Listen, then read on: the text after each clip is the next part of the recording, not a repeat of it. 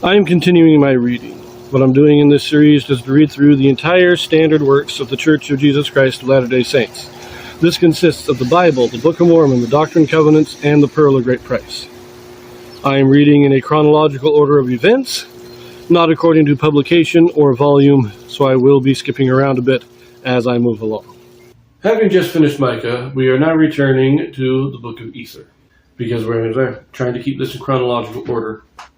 Now, in our histories, we have read about the beginning half or so of the reign of Ahaz in Judah. And his reign is largely during the time of Hoshea in Israel.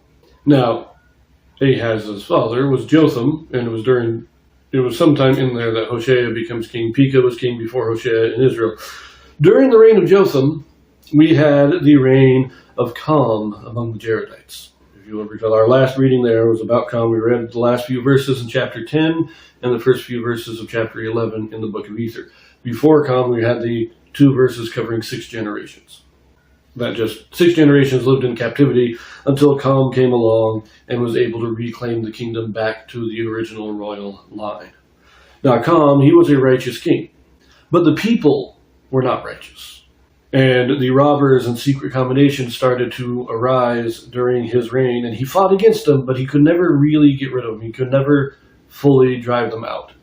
But also during his reign, many prophets came in to prophesy to the people, but the people rejected the prophets and sought to kill him, and they had to flee to Calm to get protection, and Calm did protect them. And so because of this, Calm was able to reign for a good long time. He remained king for the rest of his life. He was a good man, but the kingdom is in decline. The kingdom is deteriorating, even though he is a righteous king. So now we go to verse 4. We're going to read verses 4 through 9. So here we go.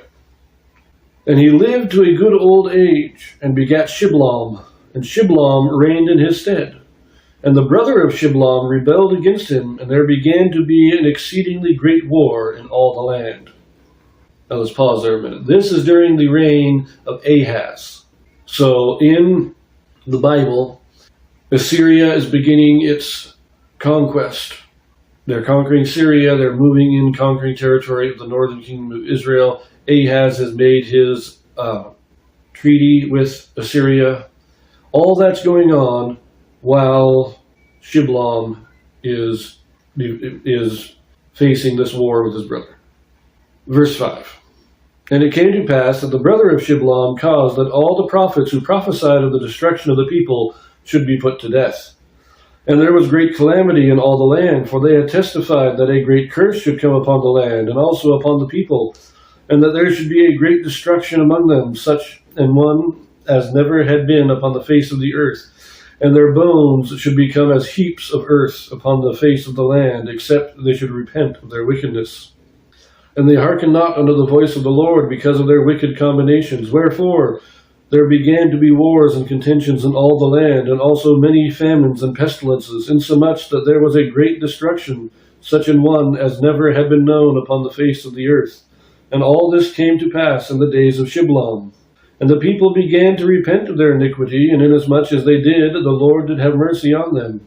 And it came to pass that Shiblom was slain, and Seth was brought into captivity, and did dwell in captivity all his days. So, as far as I can tell, Shiblom tried to be righteous, but his brother rebels against him, and his brother was evil. His brother was killing the prophets.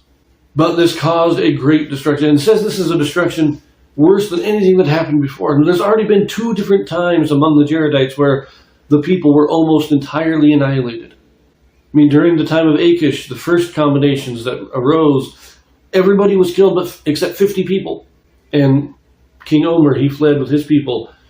And then we had the serpents, the pestilence of serpents and famine that nearly wiped out the people a few generations later.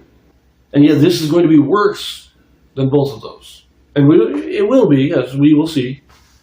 But the prophets, Shiblom's brother, who is not named, is killing the prophets. We have this massive war going on. War is broken out everywhere. And this doesn't seem, at this time anyways, to be just 2 factions. It's not Shiblom against his brother.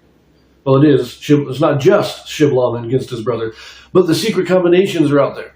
And they're causing wars to break out here. They're causing famines and pestilences. And just the whole country The whole area is devolving into violence. And your two main factions are Shiblom and his brother. But there are so many smaller wars, smaller conflicts going on. Now, eventually in this war, Shiblom is killed. And his brother, apparently, it doesn't say that it's his brother that actually takes over, but Shiblom is killed, and his son, Seth, is taken back into captivity. So remember, we had 6 generations. Hertham went into captivity, and we had 5 generations that were all in captivity. Khan comes along, restores the kingdom to its original line, and he is able to hold on to it, maintain a somewhat stable kingdom, even though there are the robbers and stuff coming out.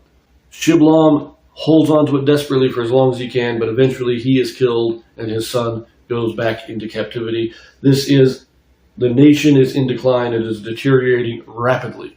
And we will read more about this deterioration when we get to Easter again, which won't be for a little while, because we're returning to Isaiah next. We have a few chapters of him to read, and then we will get some in the Kings. So we will see you there.